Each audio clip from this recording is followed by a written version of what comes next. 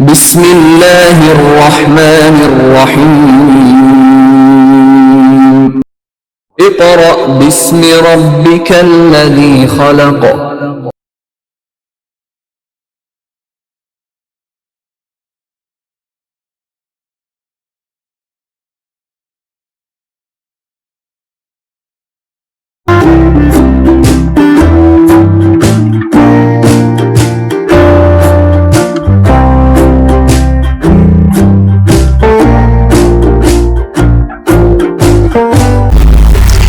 जी students, आज हम work for day 5 से अपना नेक्स्ट लेक्चर स्टार्ट करेंगे, which is Mendel's law of inheritance. Students, आपको याद होगा कि हमने अपने वर्क फॉर डे 4 में completely according to genotype and phenotypes के बारे में डिस्कशन की थी। उसके अलावा हमने एलील्स के बारे में पढ़ा था, जो कि एक इंपॉर्टेंट सब्जेक्ट था, जिसकी आज के टॉपिक में या कह लीजिए कि आज के लेक्चर में हमें बहुत ज्यादा जरूरत है। तो आइए आज हम अपना वर्क फॉर डे 5 स्टार्ट करते हैं मेंडल्स लॉ ऑफ इनहेरिटेंस से। Students, first of all, Gregor Mendel is considered as the father of genetics. यह आपको पहले भी बताया गया था। इसके अलावा he is a monk priest. ठीक है जी, मॉन्क प्रीस्ट का मतलब कि ये राहिब थे। इसके अलावा जो इंपॉर्टेंट बात है स्टूडेंट्स इनके बारे में, वो ये कि इन्होंने जेनेटिक्स की स्टडी के लिए अपने पास मौजूद एक क्रॉप जिसमें 28,000 प्लांट थे, पी प्लांट मीन टू से आप कह लीजिए कि पी का जो साइंटिफिक नेम है वो पाइजम सेटिवम है, उसको यूटिलाइज किया ताकि वो ये एक्सप्लेन करें कि एक्चुअल में जीन्स का, डीएनए का रोल क्या है, कैसे ये कंट्रोल करते हैं और कैसे ये ब्रीडिंग करवाते हैं। Breeding means sexual reproduction. तो आइए इसको स्टार्ट करते हैं। हमें इसको रीडिंग से लेकर चलना पड़ेगा, क्योंकि कुछ बातें पहले रीडिंग में इंपॉर्टेंट है, फिर हम जो फर्दर एक्सप्लेनेशन है उसके लिए व्हाइट बोर्ड पर जाएंगे। इसके लिए आपको अपनी टेक्स्ट बुक के पेज नंबर 98 पर आना पड़ेगा। जी, Mendel's law of inheritance. Gregor Mendel was a monk priest in Austria. He developed the fundamental principles of genetics. Fundamental students कहते हैं बुनियादी, ठीक है, बेसिक प्रिंसिपल्स, असूलों को, यानी उन्होंने जेनेटिक्स के जो बेसिक असूल थे उनको क्या किया था, वाज़े किया था, उनको पहले बताया था। Mendel proposed that there are special factors in organisms which control the expression of traits। कि इन्होंने ये कहा कि कुछ स्पेशल फैक्टर्स हैं जो कि ट्रेट्स मींस खसूसियात, उसको क्या करते हैं, कंट्रोल करते हैं। तो यहां से मैंने ये पॉइंट जो है इसको राइट किया हुआ है कि हमारे पास स्पेशल फैक्टर्स जो हैं वो क्या हैं। तो स्टूडेंट्स, स्पेशल फैक्टर्स जो कि एक्चुअल में कंट्रोल करते हैं एक्सप्रेशन ऑफ ट्रेट्स, इनको हम नाम क्या देते हैं, जीन्स, जिनको हम जेनेटिक कोड ऑफ लाइफ भी कहते हैं। तो हमने अपने प्रीवियस लेक्चर में प्रॉपरली देखा था कि कैसे जीन एंड डीएनए एक प्रॉपर रोल क्रिएट करते हैं और आपके ट्रेट्स को क्या करते हैं, कंट्रोल करते हैं, उन ट्रेट्स के एक्सप्रेशन को। आप इस एक्सप्रेशन की जगह ये भी कह सकते हैं कि उन ट्रेट्स की फिनोटाइप्स को। ठीक हो गया जी। तो ये एक्चुअल में आपके पास कौन है, जीन्स। अच्छा जी, and the transmission to next generation. Transmission मतलब ट्रांसफर होना अगली जनरेशन में, जो अगली नस्ल है उसमें। These factors were eventually termed genes, और इनको क्या नाम दिया गया, जीन्स। अब देखिए, इन्होंने ये जब बात की तो अब जाहिर सी बात है इस बात को इलेबोरेट करने के लिए, एक्सप्लेन करने के लिए उन्होंने कुछ एक्सपेरिमेंट परफॉर्म किया होगा। तो जो सेकंड पॉइंट मैंने राइट किया है वो यही से है कि इन्होंने एक एक्सपेरिमेंट परफॉर्म किया एक प्लांट पे जिसका नाम पी प्लांट है, और होपफुली आपको साइंटिफिक नेम याद होगा। मैंने थोड़ी देर पहले आपको इसका साइंटिफिक नेम बताया भी है। और वो हमारे पास जो इसका साइंटिफिक नेम है वो स्टूडेंट्स क्या है, पाइजम सेटिवम, ठीक है। Pisum sativum is considered as the scientific name of pea plant. तो आप ये देख सकते हैं स्टूडेंट्स कि जब पी प्लांट को लिया गया और उस पर एक्सपेरिमेंट किया गया तो जाहिर सी बात है कि मेंडल्स ने कुछ सोचकर, कुछ फीचर्स देख के पी प्लांट के एक्सपेरिमेंट परफॉर्म किया होगा। तो वही फीचर्स आगे आने वाले पॉइंट्स और हमारा लॉन्ग क्वेश्चन भी हैं, उन्हें हम रीड करेंगे, उनको वहीं समझ लिया जाएगा और वो फीचर्स याद रखे जाएंगे। क्यों?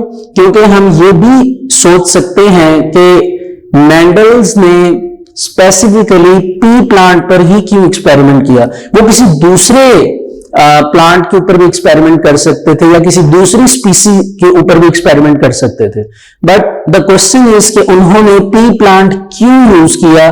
तो एक्चुअल में वो पी प्लांट की कुछ फीचर्स हैं, कुछ प्रॉपर्टीज हैं, वो प्रॉपर्टीज जो मेंडल को ये फील करवाती थी कि एक्चुअल में ये प्रॉपर्टीज स्पीसीज में होंगी, वो उन प्रॉपर्टीज की बेस पर जीन्स को या जेनेटिक कोड ऑफ लाइफ को, उनके एक्सप्रेशंस को एक्सप्लेन कर सकते हैं। दैट्स वाई उन्होंने पी प्लांट के अंदर कुछ इंपॉर्टेंट कैरेक्टरिस्टिक्स देखी, और जब उन्होंने ये कैरेक्टरिस्टिक्स देखी तो यहां पर हम ये भी देखेंगे कि पी प्लांट को एक्सप्लेन करने के लिए उन्होंने स्टैटिस्टिक्स को यूज किया है। स्टैटिस्टिक्स एक ब्रांच है मैथमेटिक्स की जिसमें कई टॉपिक्स आ जाते हैं, कई रूल्स आ जाते हैं, लेकिन जो हमने रूल यूज करना है वो रेशियो का है, ठीक है। Ratio means division. अगर आपको याद हो तो 9th क्लास में हमने जो सेकंड चैप्टर पढ़ा था, सॉल्विंग अ बायोलॉजिकल प्रॉब्लम, तो उस चैप्टर में जो लास्ट टॉपिक था उसमें हमने डेटा एनालिसिस पढ़ा था, तो वहां पर भी हमने रेशियो एंड प्रोपोर्शन को यूटिलाइज किया था। तो होपफुली आपको वो याद होगा। उसी तरह यहां पर हमने मैथ्स का ये रूल लगाना है और रेशियो को मेजर करना है। रेशियो से हमें ये बात समझ आ जाएगी कि पी प्लांट के अंदर कितने परसेंट कौन सी चेंजेस आ रही हैं, कितने परसेंट क्या चेंजेस आ रही हैं। तो ये दो इंपॉर्टेंट बातें हैं। पहला कि हमने पी प्लांट को यूज करना है, उसके रीजन मैंने आपको एक्सप्लेन की। दूसरा स्टैटिस्टिक्स के रूल्स की बेस पर। अब जो हमारे पास साइंटिस्ट हैं मेंडल्स, उन्होंने 2 लॉज प्रपोज किए या 2 लॉ प्रपोज किए, जिसमें फर्स्ट का नाम है law of segregation. Segregation means separate होना, ठीक है। और दूसरा है students law of independent assortment. तो ये आपके पास कह लीजिए 2 ऐसे लॉ हैं जो कि मेंडल्स ने प्रोवाइड किए ताकि वो एक्सप्लेन कर सके कि कैसे जीन ट्रेड्स के एक्सप्रेशंस को या उनकी फिनोटाइप्स को कंट्रोल करते हैं, ठीक है जी। तो आइए इसे फर्दर आगे रीड करते हैं कि Mendel selected pea plant to carry out a large number of experiments. Large number of experiments के कई ज्यादा एक्सपेरिमेंट्स करने के लिए। In this writings he gave reasons for this selection, कि मतलब उन्होंने वजूहात या वजह बताई कि क्यों वो पी प्लांट को एक्सप्लेन कर रहे हैं या पी प्लांट को यूटिलाइज कर रहे हैं अपने एक्सपेरिमेंट में। He argued that an organism for genetic experiments should have the following features, कि इनके मुताबिक जो इन्होंने स्टडी की जेनेटिक्स की, उन बेसिस पर अगर ये गिवन जो नीचे फीचर्स आ रहे हैं ये किसी स्पीसी में अवेलेबल हैं तो वो इस काबिल है कि वो इन दोनों लॉज के ऊपर चल सके, या यूं कह लीजिए कि ये दोनों लॉ जो हैं ये उन स्पीसीज पर अप्लाई हो सकते हैं। लेकिन उसके लिए ये गिवन जो नीचे आपको फीचर्स नजर आ रहे हैं वो होने चाहिए उस स्पीसी के अंदर, या यूं कह लीजिए कि according to the study of Mendel's ये फीचर्स होना जरूरी है, ठीक है, क्योंकि ये इन लॉज की रिक्वायरमेंट को पूरा करते हैं। तो आइए इन फीचर्स को एक एक करके देखते हैं। और स्टूडेंट्स ये आपका लॉन्ग क्वेश्चन भी है, ये अभी जो मैंने रीड किया लाइन, ही आर्ग्यूड दैट, आपने ही की जगह मेंडल्स का नेम लिख देना है, ग्रिगोर मेंडल, ठीक है जी। यहीं से आपका लॉन्ग स्टार्ट हो जाएगा। तो पहला फीचर क्या है जी कि there should be a number of different traits that can be studied, कि आप जो भी स्पीसी यूज करें उसमें कम से कम जो ट्रेट हैं वो डिफरेंट होने चाहिए, जिनको हम इजीली क्या कर सकते हैं, स्टडी कर सकते हैं, ठीक है जी। ये तो तकरीबन बहुत सी स्पीसीज में ये चीज इजीली अवेलेबल होगी। नेक्स्ट पॉइंट पे चलते हैं जी कि the organism should have contrasting traits. जी, कॉन्ट्रास्टिंग ट्रेट्स क्या होते हैं वो उन्होंने आगे बताया है कि ट्रेट ऑफ हाइट की अगर बात की जाए, अगर मैं कहता हूं कि एक मेरे पास फॉर एग्जांपल एक स्टूडेंट है, एक बच्चा है, उसकी हाइट को देखा जाए तो जाहिर सी बात है हाइट दो तरह की हम कंसीडर करते हैं। एक बच्चा जो है वो हाइट में कह लीजिए कि ऊंचा होगा, जिसको हम कहेंगे जी ये टॉल है। एक बच्चा होगा जो हाइट में कम होगा तो हम कहेंगे जी ये ड्वार्फनेस का शिकार है। ड्वार्फनेस का मतलब कि उसका कद छोटा रह जाना, बौनापन। ठीक है, ये वर्ड आपने ड्वार्फिज्म के नाम से ग्लैंड्स में जो हार्मोन्स हमने पढ़े थे वहां पे पिट्यूटरी ग्लैंड के अंदर हमने ये डिस्कशन की थी। तो इसी तरह यहां पे उन्होंने एग्जांपल दिया कि कॉन्ट्रास्टिंग ट्रेट का मतलब ये है कि एक ट्रेट होगा, ठीक है, लेकिन उसके दो एक्सप्रेशंस हैं जो कि होना जरूरी है। जैसे एक टॉलनेस है, ये एक एक्सप्रेशन है, तो उसके ऑपोजिट एक एक्सप्रेशन क्या है? ड्वार्फनेस। ठीक है, इसको हम कहते हैं कॉन्ट्रास्टिंग ट्रेट, कि कॉन्ट्रास्ट करना एक दूसरे से। जी, ये दोबारा सुनिएगा यहीं से। For the trait of height there should be only two different phenotypes. कि हाइट के लिए दो ही एक्सप्रेशंस बनेंगे, दो ही फिनोटाइप्स बनेंगी, जिसमें फर्स्ट है टॉलनेस और सेकंड क्या है? ड्वार्फनेस। जी स्टूडेंट्स, तीसरा पॉइंट है कि the organism should be self fertilising but cross fertilising या क्रॉस फर्टिलाइजेशन शुड ऑल्सो भी पॉसिबल। कि आप जो स्पीसी लें उसमें cross as well as self fertilisation जो है वो होना बहुत ज्यादा जरूरी है। And what is fertilisation? तो आपको याद होगा कि हमने अपने प्रीवियस चैप्टर में जो हमने कंप्लीट किया था रिप्रोडक्शन का, वहां पे हमने फर्टिलाइजेशन के ऊपर प्रॉपरली लॉन्ग क्वेश्चन पढ़ा हुआ है। तो होपफुली आपको फर्टिलाइजेशन का पता होगा। सेल्फ एंड क्रॉस नेम से शो हो रहे हैं, इनका क्या मतलब है कि ऐसी स्पीसी होनी चाहिए प्लांट में जो अपने मतलब कि सेल्फ फर्टिलाइजेशन भी कर सके, ठीक है, एंड क्रॉस फर्टिलाइजेशन भी कर सके अपने फ्लावर में। And the last and the most important कि the organism should have a short but fast life cycle. कि जिंदगी बेशक छोटी है लेकिन उसकी जो लाइफ साइकिल है रिप्रोडक्शन की वो क्या होनी चाहिए? फास्ट होनी चाहिए। तो ये वो चार फीचर्स थे, कैरेक्टरिस्टिक थी, जो कि मेंडल्स को पी प्लांट में यानी पाइजम सेटिवम में मिल गई थी, जिस वजह से उन्होंने पी प्लांट के ऊपर ये एक्सपेरिमेंट प्रपोज किया और हमें दो लॉज जो हैं वो दिए, जिनके नेम्स मैंने आपको पहले भी बता दिए, law of segregation, law of independent assortment. जी, all these features are present in pea plant. ठीक हो गया जी। Normally the flowers of pea plant allow self pollination. ये भी याद रखिएगा कि पी प्लांट जो है वो सेल्फ पॉलिनेशन की तरफ ज्यादा फोकस होते हैं। And what is self pollination? ये भी हमने पहले शॉर्ट क्वेश्चन के तौर पे पॉलिनेशन भी पढ़ा हुआ है और उसकी टाइप्स में सेल्फ एंड क्रॉस पॉलिनेशन भी पढ़ा हुआ है। Cross pollination can also be done by transferring the pollen grains from the flower on one plant to the flower on another plant. Mean to say कि आपको ये याद होगा कि मेल पार्ट जो एंथर है, स्टेमन्स में मेल पार्ट जो है जिसको एंथर कहा जाता है, वो जब पूरी तरह स्वेल हो जाता है, भर जाता है पोलन ग्रेन से, तो वो बर्स्ट करता है जिसमें से पोलन ग्रेन्स रिलीज होते हैं और किसी भी एजेंट के थ्रू लाइक एयर, वाटर, वो पोलन ग्रेन्स चल के फीमेल के एक पार्ट जिसको हम स्टिग्मा कहते हैं, स्टिकी पार्ट, उसके ऊपर आकर अटैच हो जाते हैं। तो दिस अटैचमेंट यानी इस अटैचमेंट को हम क्या नाम देते हैं? पॉलिनेशन। फिर ये अगर सेम प्लांट पे हो, एक ही प्लांट पे, तो इसको सेल्फ कहा जाता है। ठीक है, एक ही स्पीसी के डिफरेंट प्लांट पे हो तो इसको हम क्रॉस का नाम देते हैं। Each trait studied in pea plant had two distinct form, distinct यानी different forms, कि pea plant में हमें easily दो different forms में trait मिल जाते थे। जैसे अभी आपको बताया टॉल है तो शॉर्ट, इस तरह करके। ठीक है जी। तो बाकी ये दो तीन लाइंस हैं, आप रीड कर लीजिएगा, ये बात मैं आपको पहले बता चुका हूं। अब पेज नंबर 99 के टॉप पे देखिए, अब हम पॉइंट पे आते हैं कि वो जो कॉन्ट्रास्टिंग ट्रेट वाली बात है वो इंपॉर्टेंट है, पहले हम उसको देखेंगे। अब आप देख सकते हैं, आपको टॉप पे डायग्राम बनी नजर आ रही होगी। लेफ्ट साइड से स्टार्ट करेंगे, पहली हेडिंग आपको नजर आ रही होगी सीड शेप। अब देखिए सीड की शेप्स कितनी बनी है, दो, या तो राउंड या रिंकल्ड। रिंकल्ड का मतलब झुर्रियां जिसमें पड़ी होंगी, जिसकी शेप इररेगुलर होगी। इसी तरह सीड कलर भी कितने होते हैं, दो, येलो ग्रीन। इसी तरह फ्लावर कलर भी दो होते हैं, पर्पलिश व्हाइट। इसी तरह पोड शेप, पोड कहते हैं छिलके को, जो आप कह लीजिए स्किन होती है क्या नाम है पी प्लांट की, उसको पोड कहते हैं।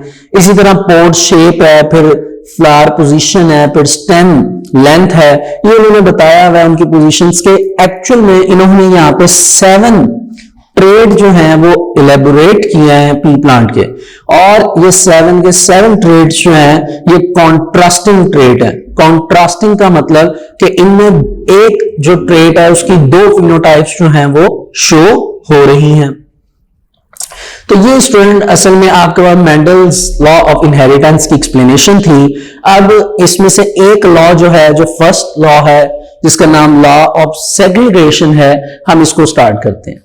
जी, ये आपका एक इंपॉर्टेंट लॉन्ग क्वेश्चन है अकॉर्डिंग टू ALP, तो इसको आपने जरा गौर से सुनना है। जो हमारा वर्क फॉर डे 4 था और वर्क फॉर डे 5 जो अभी तक हमने किया है, ये अगर लीनियर फॉर्मेशन में एक चेन की सूरत में अगर आप इसको अपने माइंड में रिकॉल कर लें एक मर्तबा, उसके बाद अगर आप मेंडल लॉ ऑफ सेग्रीगेशन सुने तो होपफुली आपको अच्छी तरह ये समझ आ जाएगा।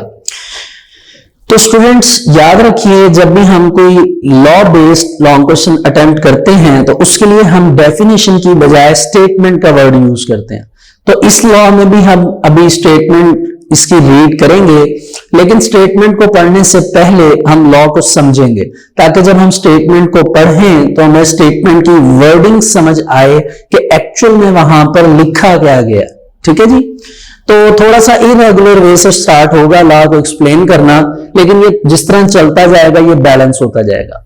तो पहली बात स्टूडेंट्स, आपको टॉप पे लिखा हुआ नजर आ रहा होगा कि Mendel's law of Mendel's law of segregation. तो मेंडल्स लॉ ऑफ सेग्रीगेशन में पहली हेडिंग जो मैंने आपके सामने राइट की है वो है मोनोहाइब्रिड क्रॉस। ठीक है जी। तो यहां पे आपने याद क्या रखना है, आपने यहां पे ये याद रखना है कि मोनो का मतलब क्या होता है, 1।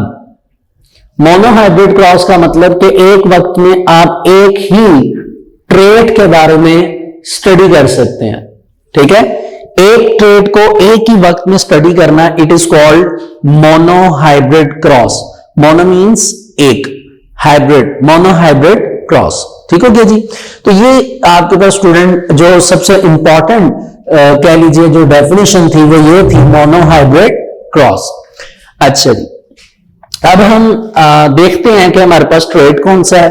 तो अभी जो मैंने आपको ऊपर 7 ट्रेड्स दिखाए थे पी प्लांट के, उसमें से मैंने सीड जो है उसकी शेप को लिया है as a trait in example. तो एग्जाम्पल में सीड शेप जो है वो मेरे पास एक ट्रेड है, लेकिन हमने पढ़ा है अभी पीछे फीचर्स में कि जो पी प्लांट है उसकी जो ट्रेट है उसकी फिनोटाइप्स होती हैं। तो अब मेरे पास सीड शेप की 2 फिनोटाइप्स हैं कि एक सीड शेप जो है वो राउंड हो सकती है और एक सीड शेप क्या हो सकती है, रिंकल्ड। ठीक है क्या जी। अब यहां पे जो बात ऐड होने वाली है स्टूडेंट वो ये कि आपने प्रीवियस लेक्चर में एलील्स के बारे में पढ़ा था। ठीक है, और एलील्स में आपने टाइप्स पढ़ी थी कि होमोजाइगस एलील्स होते हैं, ठीक है, या हेट्रोजाइगस एलील्स, या आप उन्हें जीनोटाइप्स भी कह सकते हैं। तो अब आप यहां पे देख सकते हैं कि जैसा कि आपको ये समझाया गया था कि हम अपनी कन्वीनियंस के लिए A to Z अल्फाबेटिकली कोई भी सिंबल जो है या अल्फाबेट यूज कर लेते हैं ताकि हमें जीन पेयर को लिखना इजी हो। अब क्योंकि मुझे ये पता है कि सीड की शेप राउंड है, तो इस वजह से मैंने राउंड के लिए कैपिटल R जो है वो इनके एलील की फॉर्म में लिखे हैं।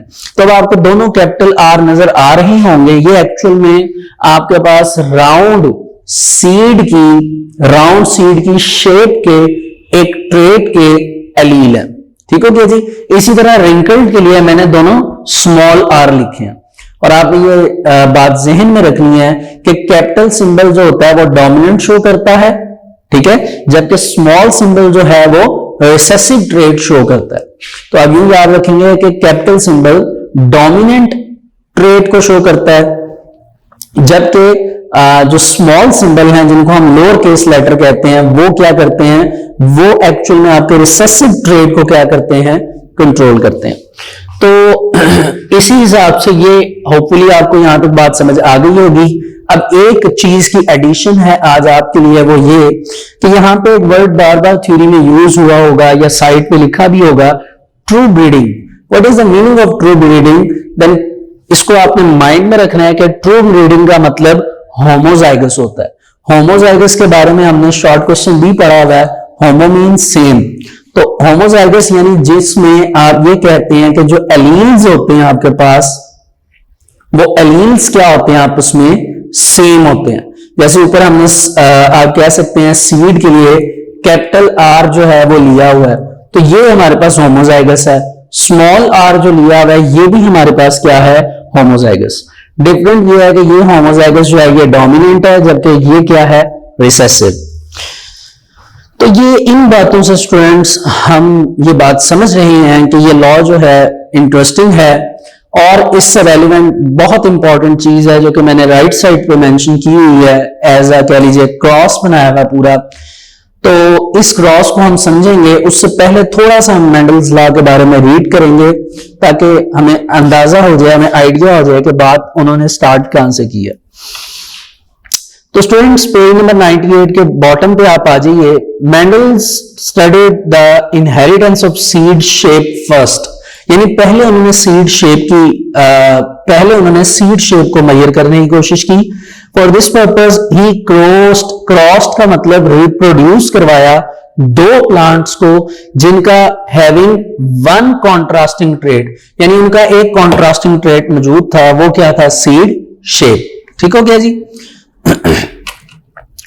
A cross in which only one trait is studied at a time, यानी ऐसा क्रॉस जिसमें एक ट्रेट एक ही वक्त में पढ़ा जाता है, it is called monohybrid cross. तो उसको हम क्या नाम देते हैं, मोनोहाइब्रिड क्रॉस। मैंने अभी आपको यही एक्सप्लेन किया।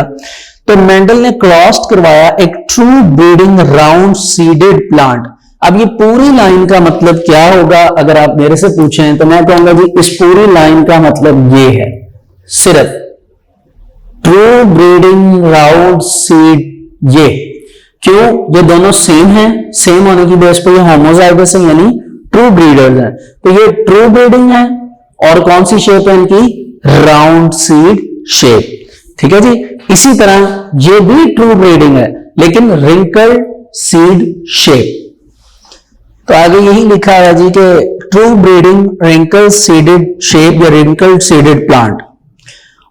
All resulting seeds of the next generation were round।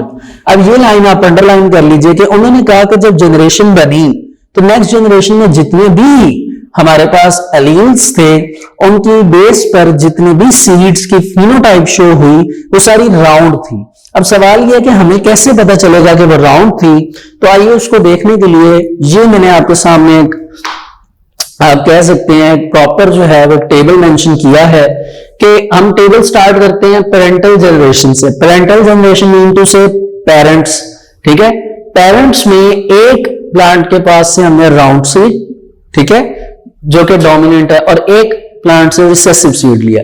इनका आपस में हमने जो पेरेंटल जनरेशन है उनका क्रॉस करवाया।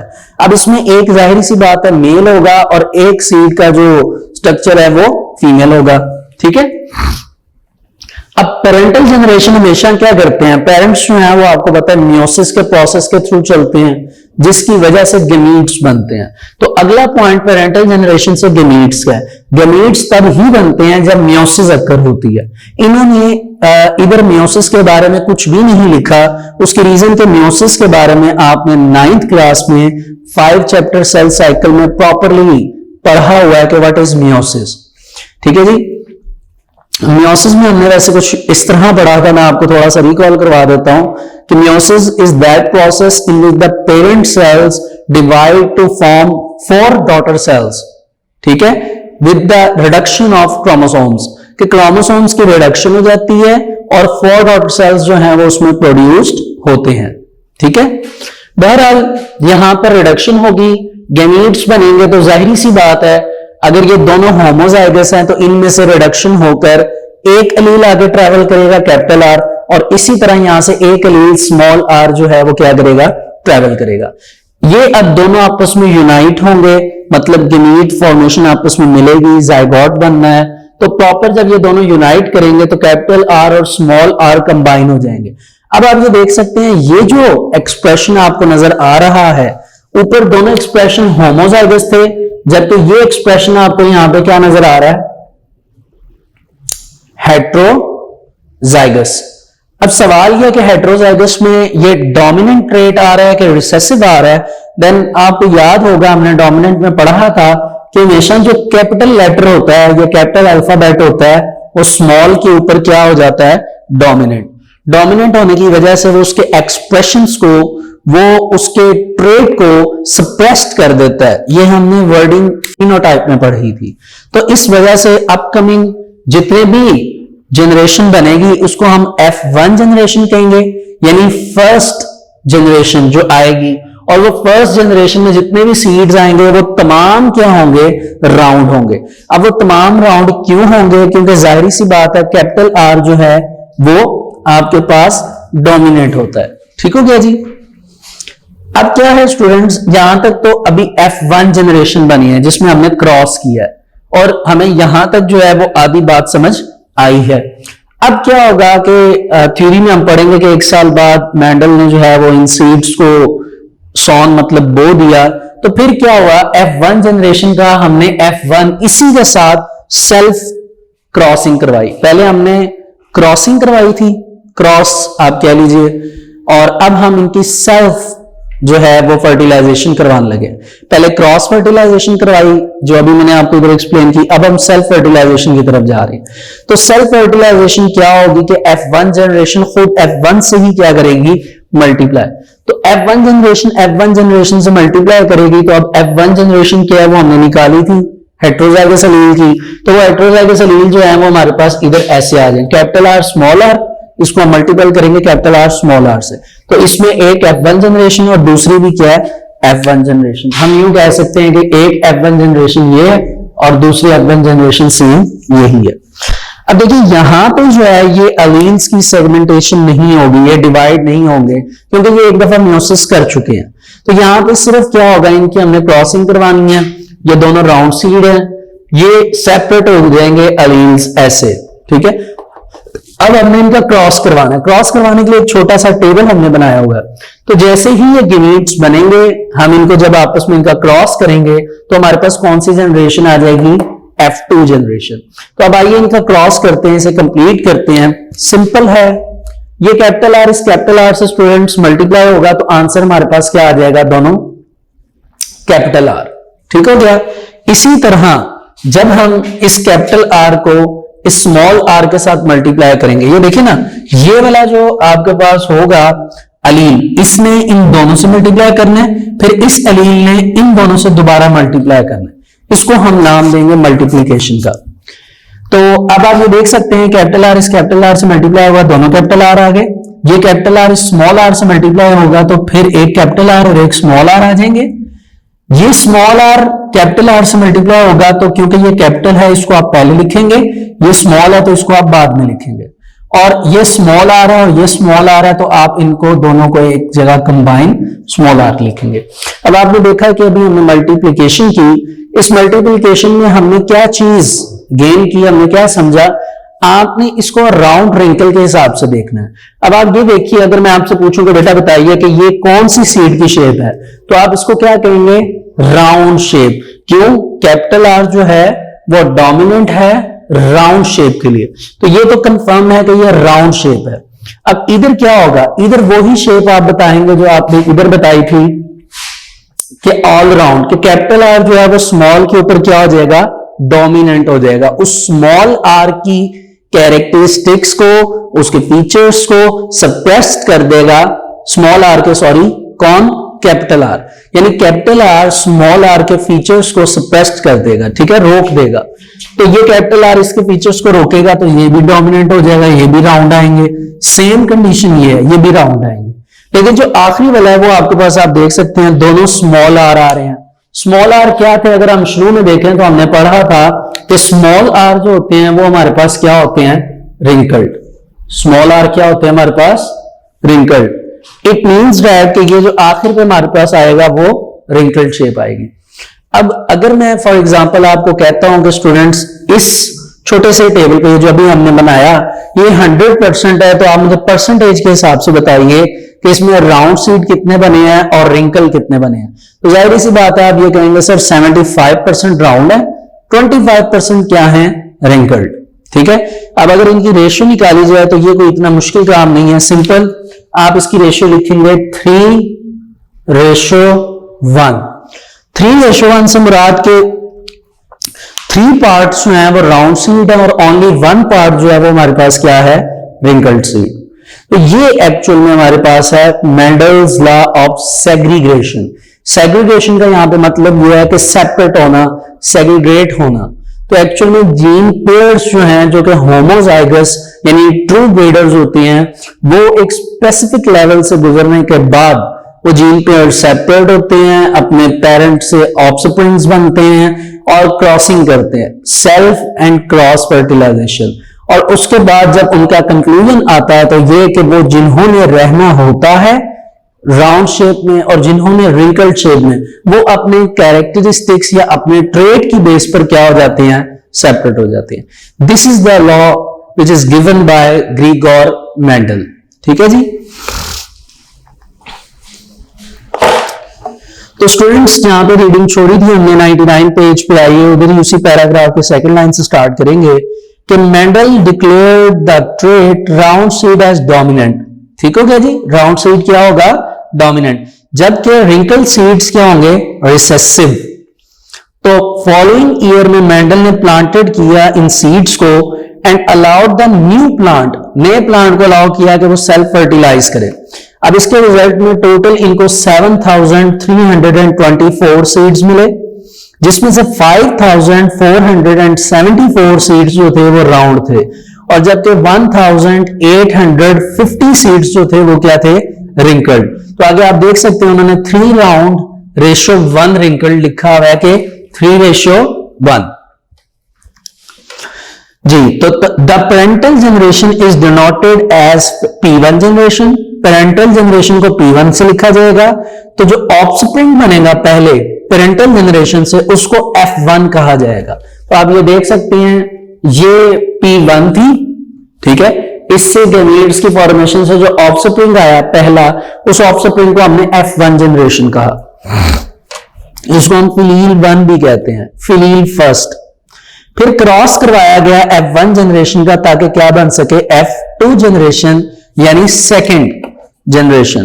तो अब नेक्स्ट पेज पे आ जाइए 100 पे कि similarly when true breeding tall plant were crossed with true breeding short plant, all offspring of F1 were toll, tallness was a dominant trait.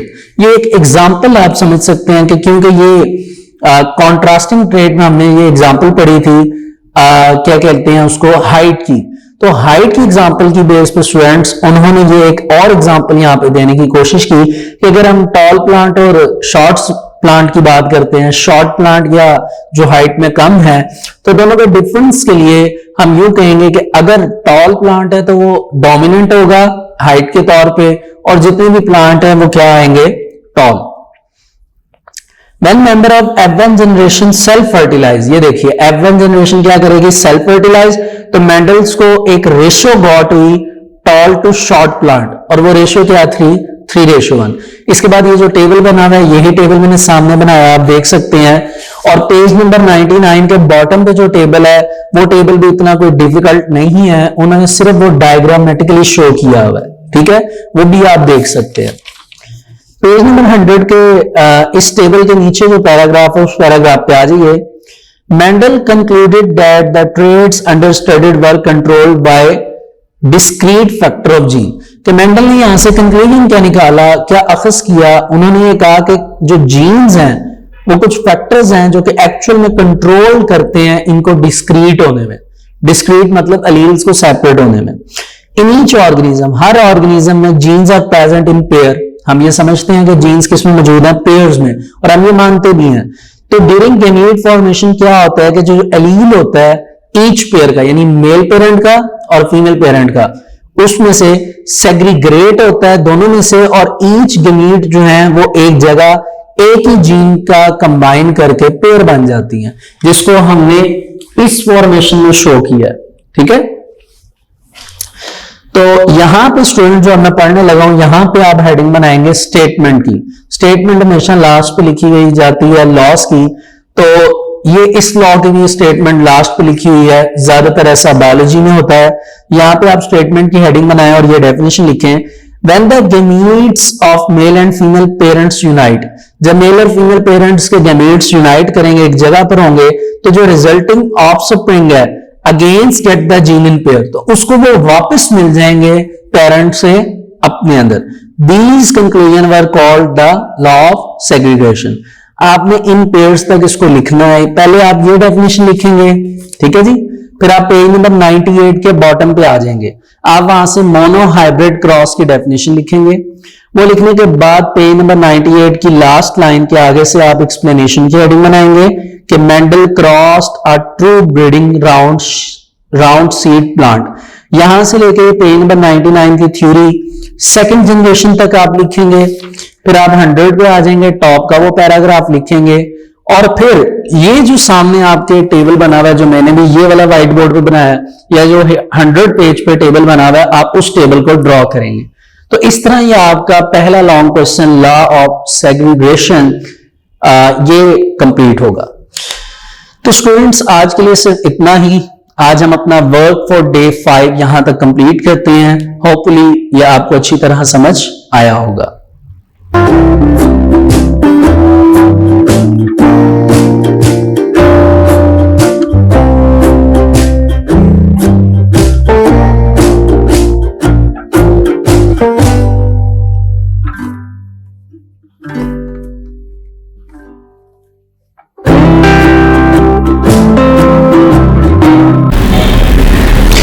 Students, अब हम वर्क फॉर डे 6 से अपना नेक्स्ट टॉपिक स्टार्ट करेंगे, which is Mendel's law of independent assortment. Students, आपको याद होगा कि previous lecture में हमने फर्स्ट जो लॉ था, लॉ ऑफ सेग्रीगेशन, वो कंप्लीट किया था। अब हम जो नेक्स्ट लॉ स्टार्ट करने लगे हैं, इंडिपेंडेंट असॉर्टमेंट, इसमें कुछ बातें तो पिछले लॉ से रेलिवेंट हैं, उनसे मिलती जुलती हैं, और होपफुली ये आपको जल्दी समझ आ जाएगा, क्योंकि आपने अच्छी तरह से फर्स्ट लॉ पढ़ भी लिया होगा, एंड मुझे यकीन है कि वो आपने याद भी कर लिया होगा। ठीक है जी, तो सेकंड लॉ की तरफ मूव करते हैं। इसकी भी स्टार्टिंग जो है वैसे ही होगी जैसे हमने फर्स्ट लॉ की थी। फर्स्ट लॉ में हमने मोनोहाइब्रिड क्रॉस से स्टार्ट किया था, और आपको ये बताया गया था कि मोनोहाइब्रिड मींस जिसमें हम एक वक्त में एक ही ट्रेट की डिस्कशन करते हैं। अब हम बात करने लगे हैं डाईहाइब्रिड क्रॉस की। तो आइए देखते हैं कि डाईहाइब्रिड क्रॉस क्या है, और इसमें अब हम ट्रेट्स की बात कैसे करेंगे। तो स्टूडेंट्स, इसमें याद रखिए कि डाईहाइब्रिड क्रॉस क्या है, कि डाईहाइब्रिड क्रॉस का मतलब दो ट्रेड्स की एक ही वक्त में स्टडी करना। डाई मींस दो। इस मर्तबा जो हम स्टडी करने लगे हैं, एक तो वही है जो हमने पिछले लॉ में की थी, विच इज सीड शेप। एक एडिशन है कि इस मर्तबा हम उसके साथ सीड का कलर भी देखेंगे, यानी seed shape and seed colour. ठीक हो गया जी। अब सीड शेप कितनी तरह की होती है, हमने कहा था कि कॉन्ट्रास्टिंग ट्रेट में सीड शेप दो तरह की होती है, एक होती है राउंड और एक होती है रिंकल्ड। तो राउंड शेप को हम डोमिनेंट ट्रू ब्रीडिंग एलील्स के थ्रू शो करेंगे, which is capital R, and wrinkled को हम स्मॉल आर से रिप्रेजेंट करेंगे। ठीक है, capital are shows the dominancy या डोमिनेंट होते हैं, और स्मॉल आर जो है वो रिसेसिव होते हैं। ठीक है, आप इनको रिसेसिव एलील्स भी कह सकते हैं, तो ये रिसेसिव एलील्स होते हैं। तो इस तरह स्टूडेंट्स हमारे पास आप ये देख सकते हैं कि ये एक्सप्लेनेशन बनती है। अच्छा जी, अब दूसरी तरफ जो है वो हमारे पास सीड का कलर है। अब ये आपने गौर से सुनना है, ये एडिशन है। सीड का कलर दो तरह का होता है, एक आपके पास आ जाएगा येलो और एक आपके पास आ जाएगा ग्रीन। तो एक येलो सीड कलर है और एक ग्रीन। अब येलो आपको नजर आ रहा है वाई से स्टार्ट हुआ, इसीलिए हमने इसके जो एलील्स लिए हैं वो डोमिनेंट में कैपिटल वाई लिया, और क्योंकि कैपिटल वाई हमें येलो के लिए लेना पड़ा है, इसलिए ग्रीन के लिए अब आप जी नहीं लेंगे, उसको सेम रखने के लिए हम उसके लिए स्मॉल वाई लेंगे। तो अब आप ये देख सकते हैं कि हमारे पास 4 तरह के होमोजाइगस एलील्स यानी ट्रू ब्रीडर्स या ट्रू ब्रीडिंग जो एलील्स हैं वो मौजूद हैं। Capital R homozygous in pair for round seed, small R ठीक है recessive for wrinkle seeds, capital Y yellow dominant, small Y green. ठीक हो गया जी। तो अब आप स्टूडेंट्स अपनी टेक्स्ट बुक पे आ जाइए, पेज नंबर 100 पे। 100 पे आपको बॉटम पे Mendel's law of independent assortment का टॉपिक नजर आ जाएगा। पहले आप वहां पे क्रॉस देखिए, क्रॉस से स्टार्ट करेंगे। सबसे पहले आपके पास आ रही है पेरेंटल जनरेशन, जिस तरह आपने फर्स्ट लॉ में देखी थी।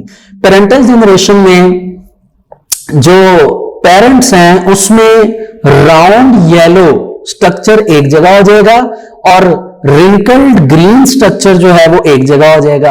क्यों? क्योंकि जो राउंड येलो है ये दोनों डोमिनेंट हैं, जबकि रिंकल्ड ग्रीन जो है ये दोनों रिसेसिव हैं। होपफुली आपको ये बात अच्छी तरह समझ आई होगी।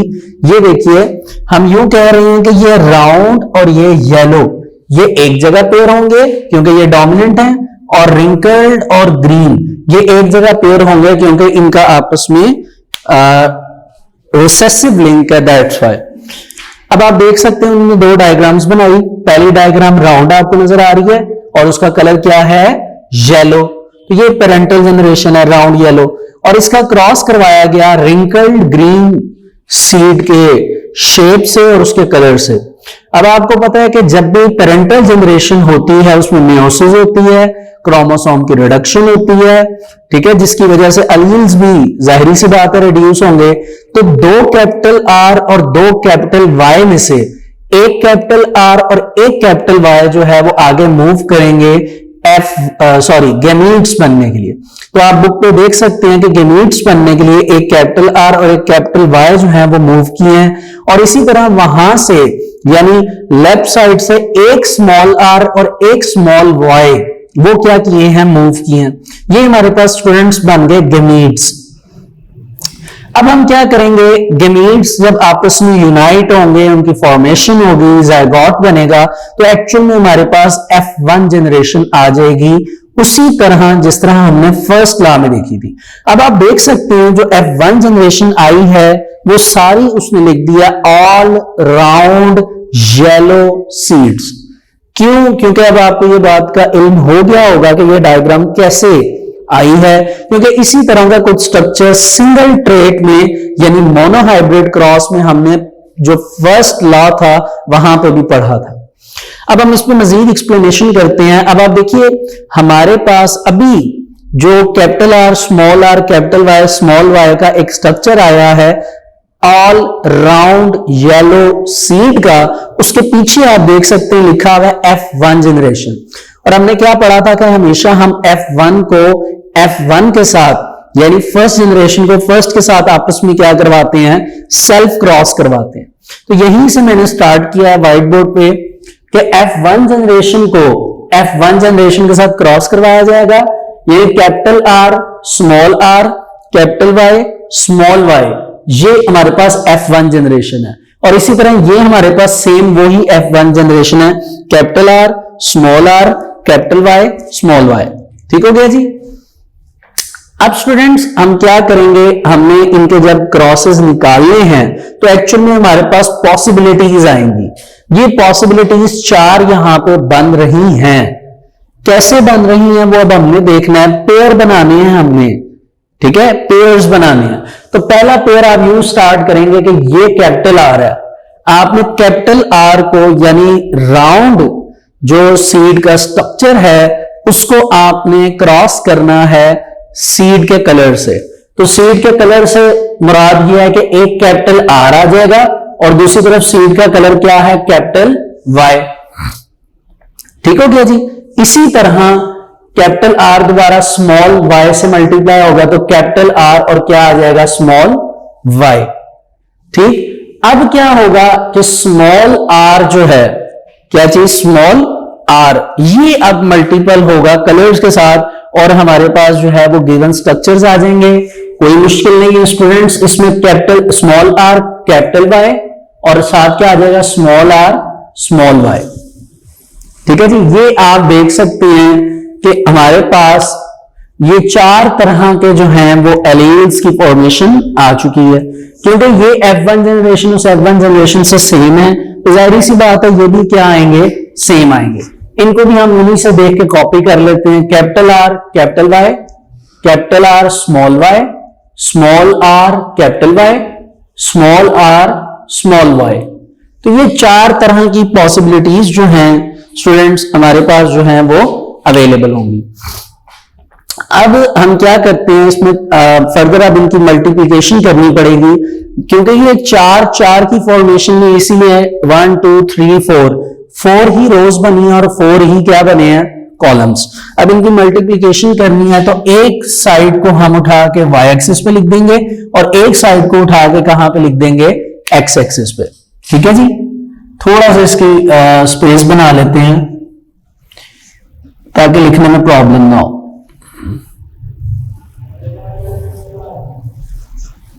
जी अच्छा जी, अब हम इनको राइट करते हैं स्टूडेंट्स। ये वाले सारे जो आप वाई एक्सिस में लिख लीजिए, ये जैसे मैं लिख रहा हूं capital R capital Y, capital R small Y, small R capital Y, small R small Y. ठीक हो गया जी। अब वो जो आपके पास वो वाली एफ जनरेशन है वो आप इधर राइट कर लीजिए हर ब्लॉक के ऊपर।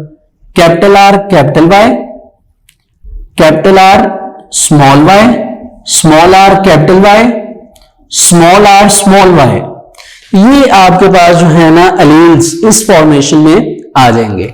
अब आप क्या करेंगे, इनका क्रॉस मल्टीपल करना है, जाहिर सी बात है।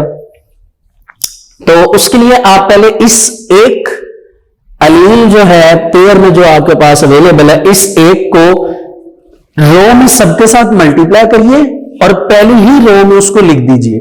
फिर सेकंड वाले को आप ऊपर वाली जो ये रो है इसके साथ मल्टीप्लाई करिए और सेकंड रो में लिख दीजिए एंड गोस ऑन। तो आइए मेरे साथ साथ इसको देखिए।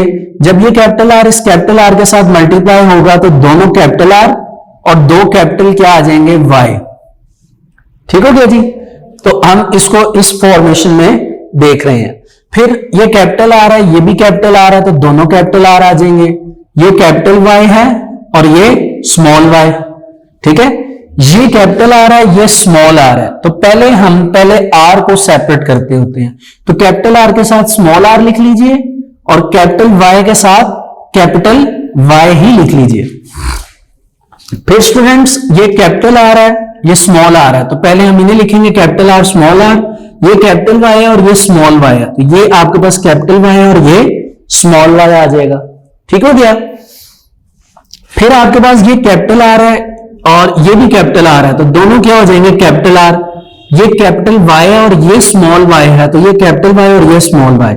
आप इस चीज में परेशान नहीं होना कि मल्टीप्लिकेशन तो यहां से स्टार्ट की थी, लेकिन सर ने इसको तो इसके साथ मल्टीप्लाई करके लिख दिया, लेकिन इसको जब इससे मल्टीप्लाई किया तो कैपिटल वाई पहले क्यों आया, वो आप देख लीजिए। अरेंजमेंट में जो कैपिटल लेटर होता है ट्रेड का, उसको पहले राइट किया जाता है। ठीक है, उससे ये होता है कि वो लिखने में एक रिदम बना होता है, एक बैलेंस होता है। ठीक है, अब क्या होगा, ये देखिए ये दोनों कैपिटल आ रहे हैं, ये दोनों कैपिटल आर आ जाएंगे। ये स्मॉल वाई और ये भी स्मॉल वाई है, तो दोनों स्मॉल वाई आ जाएंगे। ठीक है जी। अब ये कैपिटल आर है, ये स्मॉल आर है, ये स्मॉल वाई है लेकिन ये कैपिटल है, तो पहले आप कैपिटल वाई लिखिए फिर स्मॉल वाई लिखिए। फिर ये कैपिटल आर है, वो स्मॉल आर है, स्मॉल वाई और स्मॉल वाई। ठीक हो गया जी। अब स्टूडेंट्स ये आप मल्टीप्लिकेशन होगी, आप फिंगर रख दीजिए ताकि आपसे गलती ना हो, फिंगर रख के करिए। कैपिटल आर पहले आएगा, small R capital Y capital Y, capital R small R capital Y small Y, small R capital Y small R capital Y small Y. ठीक हो गया। ये बेस है जिस बेस पे मैंने आपको अभी कर कर बताया कि मल्टीप्लिकेशन करनी है, कोई आप ये कह लीजिए कोई इतनी बड़ी रॉकेट साइंस नहीं है कि ये मुश्किल है, ठीक है। देखने में ये थोड़ा सा डिफिकल्ट लगेगा, लेकिन जब आप इसको परफॉर्म करेंगे तो होपफुली आपको इजी लगेगा। अब ये लास्ट है, तो ये आपके पास ये है रो जिससे मल्टीप्लिकेशन होनी है, capital R small R capital Y small Y, capital R small R small Y small Y, small R capital Y small Y, small R small Y, ठीक है। स्मॉल की जगह वर्ड वैसे लोअर केस लेटर यूज होना चाहिए, लेकिन वो बोलते वक्त काफी लेंथी हो जाएगा, इस वजह से मैंने वर्ड स्मॉल यूज किया। ये स्टूडेंट्स हमारे पास टेबल आ जाएगा जो कि आपको बुक पे भी मेंशन नजर आ रहा होगा। अब हमने इसमें देखना है कि कितनी ट्रेड्स आ रही है, ठीक है। पहले वाले से स्टार्ट करें, पढ़ना सीखिए काइंडली। अब आपसे मैं पूछूं ये गूगल लगा के बेटा बताइए ये क्या ट्रेड है, फिनोटाइप क्या आएगी, यानी अगर ये एक सीड है तो जब ये आपके सामने पड़ा होगा तो इसका क्या मतलब इसकी फिनोटाइप क्या होगी, तो आप कहेंगे सर क्योंकि ये दोनों कैपिटल आ रहे हैं यानी ये राउंड हो गए, और क्योंकि ये कैपिटल वाई है तो ये क्या हो गए येलो, तो राउंड येलो। तो इसका मतलब ये हुआ कि पहली जो फिनोटाइप हमारे पास आएगी वो कौन सी होगी, राउंड येलो, ठीक हो गया जी। अब देखते हैं कि इस में हमारे पास राउंड येलो कितने आए हैं, ठीक है। ये भी राउंड येलो है। अब इस पे आ जाइए, ये तो राउंड है। अब क्या होगा, कैपिटल वाई जो है वो स्मॉल के ऊपर अपने कैरेक्टरिस्टिक्स जो है वो पुट कर देगा, उस पर डोमिनेंट हो जाएगा, जिस वजह से क्योंकि कैपिटल वाई येलो है तो इसका भी क्या आएगा आंसर, राउंड येलो। अब ये देखिए ये कैपिटल आ रहा है, ये स्मॉल आ रहा है। इसी तरह कैपिटल आर जो है वो अपनी प्रॉपर्टीज अपने फीचर्स स्मॉल आर के ऊपर क्या करेगा, पुट करेगा और उसके फीचर्स को सप्रेस्ड कर देगा। तो हम ये कहेंगे कि कैपिटल आर डोमिनेंट है और स्मॉल आर क्या है, रिसेसिव, जिस वजह से इनकी जो फिनोटाइप आएगी, जो एक्सप्रेशंस आएंगे वो राउंड होंगे। तो एक्चुअल में ये राउंड है और ये क्या है, येलो। अभी कंडीशन सेम ही चल रही है, राउंड येलो, ठीक है जी। अब तो दोनों आपको समझ आ गए होंगे, ये राउंड है और ये येलो। कैपिटल आर ने स्मॉल आर पे, कैपिटल वाई ने स्मॉल वाई पे क्या कर दी, अपनी प्रॉपर्टीज पुट कर दी है। अब ये क्या है, ये देखिए ये कैपिटल आर यानी राउंड, कैपिटल वाई अपनी प्रॉपर्टीज इसके ऊपर पुट करेगा, स्मॉल वाई की प्रॉपर्टीज सप्रेस्ड हो जाएंगी, यानी ये राउंड येलो हो जाएगा, ठीक है। अब देखिए यहां पर चेंजेस आ रही हैं, क्यों, अब ये राउंड तो है लेकिन येलो नहीं है। डबल वाई का मतलब क्या था, अगर आपको यहां पे नहीं याद तो सिंपल आपको यहां पे एलिमेंट बने हुए नजर आ रहे होंगे। डबल वाई का मतलब हमने क्या लिखा था, ग्रीन, यानी इस मर्तबा हमारे पास ये जो स्ट्रक्चर है ये आ रहा है round green. It means trade change हो गया। साइड पे समझने के लिए हम लिख लेते हैं राउंड ग्रीन। अच्छा ये याद रखिए, राउंड ग्रीन से पहले राउंड येलो कितने बने हम उन्हें काउंट कर लेते हैं, 1 2 3 4 5। तो फिर वक्त हम टेम्पोरेरी तौर पर यहां पे 5 लिख देते हैं। अभी देखते हैं कि इसमें एडिशंस होंगी। अब ये हमारे पास क्या आया, राउंड ग्रीन, एक राउंड ग्रीन आ गया स्टूडेंट्स। अब ये क्या है, ये राउंड है और इसके साथ ये क्या, येलो, यानी राउंड येलो एक और बन गया, हम याद रखेंगे। अब ये क्या है, ये राउंड है और साथ क्या है, ग्रीन। ये वाला और ये वाला सेम है, राउंड ग्रीन कितने हो गए, 2। हम साथ साथ लिख देते हैं, फिर टोटल वैल्यू एक दफा लिख लेंगे, ये 2 हो गए, जबकि इसमें 1 मजीद ऐड हो गया, ठीक हो गया जी। अच्छा सॉरी यहां पे थे। अब क्या होगा स्टूडेंट्स, ये राउंड है और दोनों कैपिटल वाई हैं तो येलो, यानी ये राउंड येलो एक और हो गया।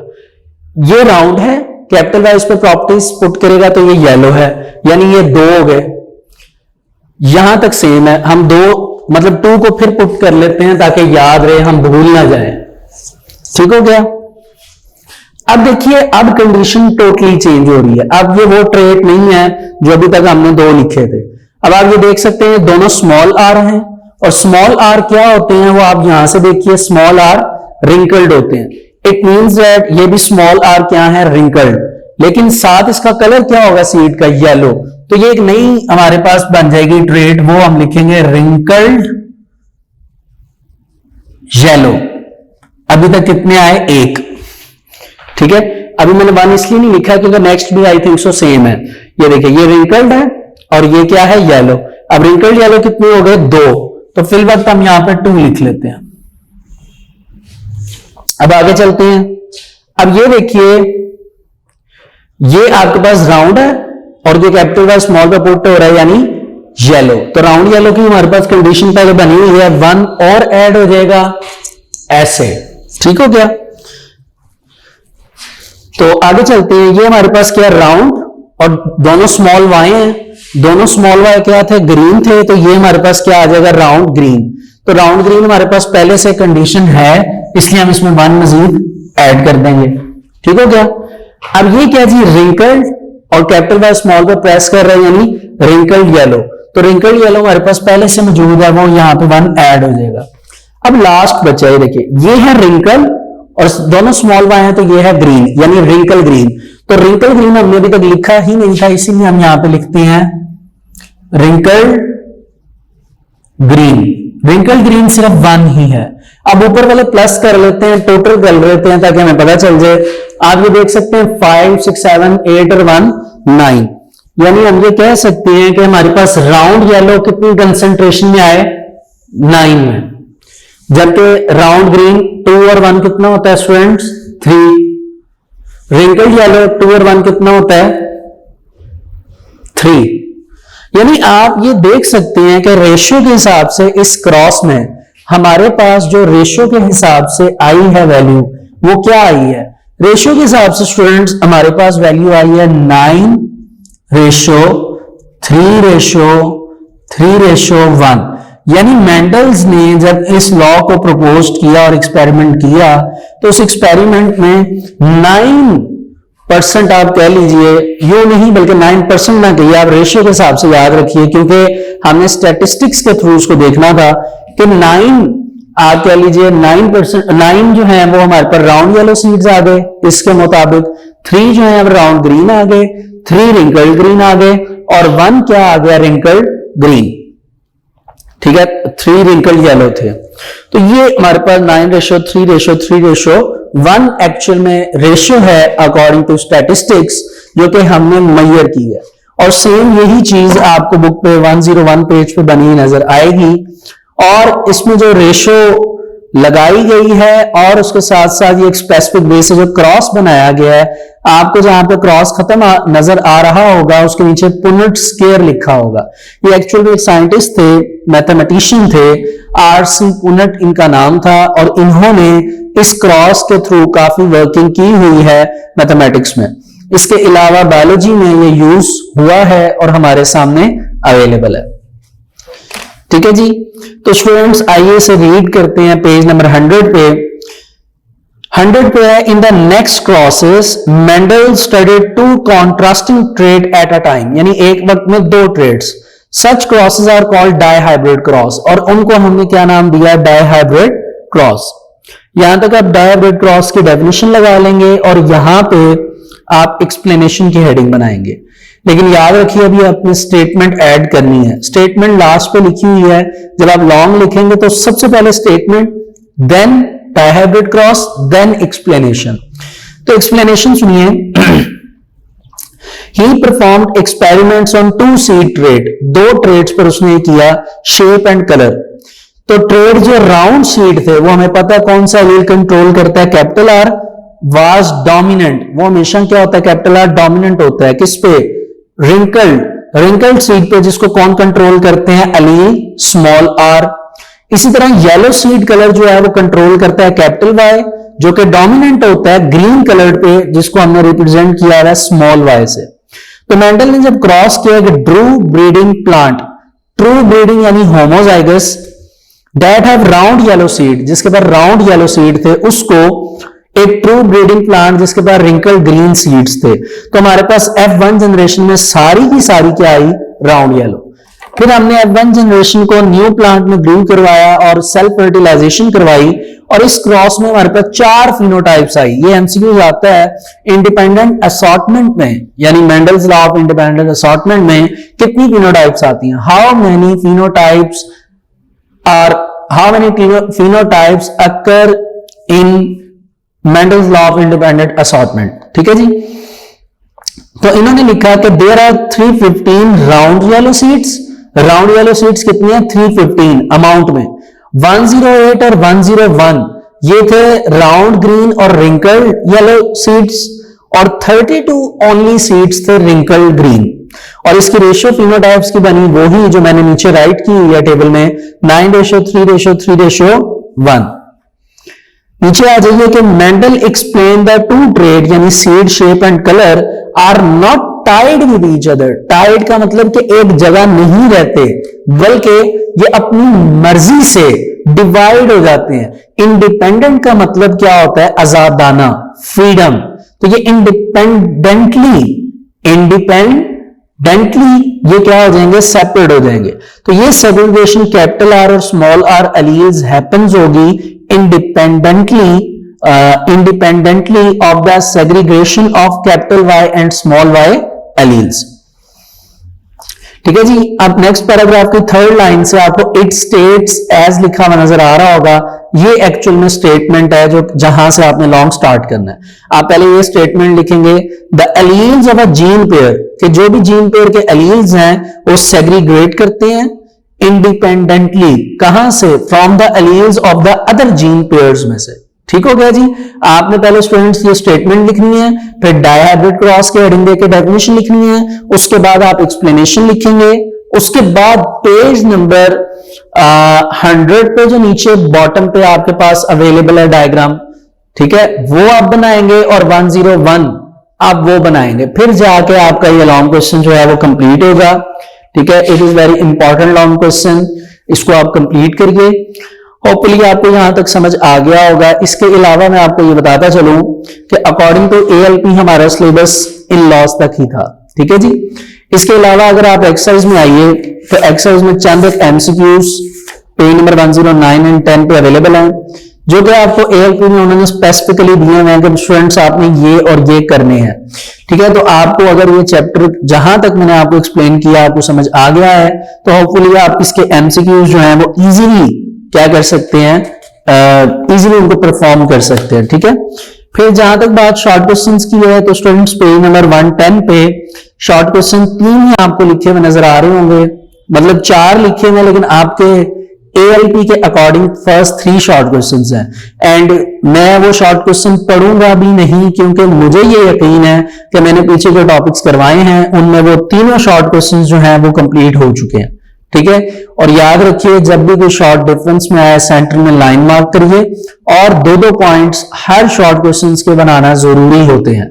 First is definition and second is your choice. अगर एग्जांपल अवेलेबल है देन गुड, नहीं तो कोई फॉर्मूला, नहीं तो कोई मतलब आपने कुछ सेकंड पॉइंट बनाना होता है। ठीक है, ताकि वो आपको मार्क्स पूरे मिल सके। बाकी जहां तक लॉन्ग क्वेश्चंस की बात है तो लॉन्ग क्वेश्चंस मैंने आपको चैप्टर में साथ साथ खुद ही बता दिए थे जब हमने स्टार्ट किया था। तो हमारा फिलहाल स्टूडेंट्स ALP के अकॉर्डिंग आज यहां पे वर्क फॉर डे 6 कंप्लीट होता है। Thank you so much.